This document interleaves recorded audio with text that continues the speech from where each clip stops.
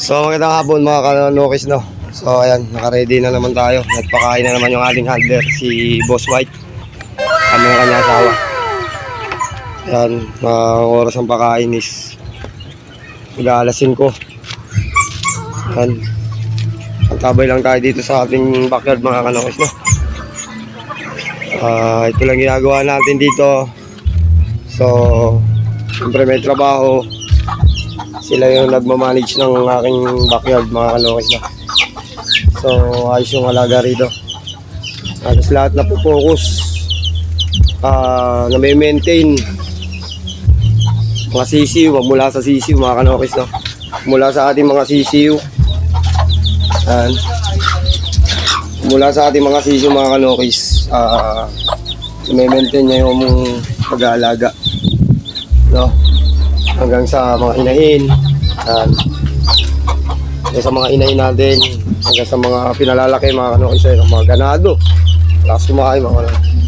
Bali sinamahan niya na ng mga babae para mas mag-mature agad.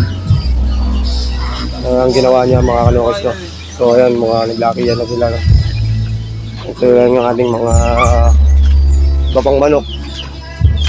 Kasi sa susunod mag-ano na kami dito, baka magtatali kami. Siguro bibili muna ako ng TV, yung gulong na TV mga kanokis, no. So ipupwesto ko rin doon sa may ano dito, ipupwesto dito mga kanokis, no. Bali siguro 8 na TV na dito. Papatan sila mga kanokis, no. Papalinis uli natin to. Siguro i-dispatcher na to. So ayan lang mga kanokis, no. Bali kay pag-uwi ko, ayan na, okay na, nakakain na lahat yung mga manok. Hindi na tayo nahirapan kasi merong alaga-alaga. Binabayaran natin para ma-maintain natin. Ngayon malinis na yung mga kulungan bago sila ikulong mamayang takip sili mga kanokis, no. Naayos, maganda. Bali di yung mga manok. Bali wala nang mga wala na rin sipon mga kanokis, no. Ganda, lakas, ay subos. Ganado. So hindi sinasabi ko lagi yan ang mga sinasabi. quality. Oo. O yun, yung sabi ng aking handler mga kanokis, no.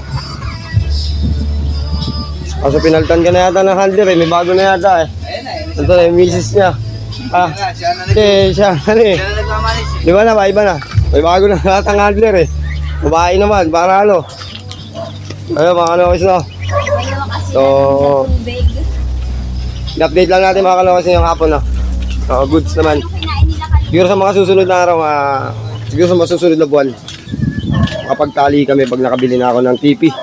Siguro sa isang araw yan. Bali 8 TP yung ilalagay ko ron. So itong kulungan, hindi na muna ito papagawa. Ito na to. Magpapalit lang kami ng pag may nakatipi na. Silang iaano rito. Lalabas na, itatali na. Tapos yung mga bago naman siyang ilalagay rito. So ayun lang mga kanokis. In-update ko lang yung kaganapan dito sa aking backyard. So laging ganito lang naman. Setup. Medyo hindi naman umuulan. Ambon-ambon lang. So ayun lang. Kita-kits tayo sa susunod na video mga kanokis, no. Huwag nyo kalimutan mag-follow sa aking Facebook account. So ayun lang. Kita-kits tayo mga kanokis. Goods.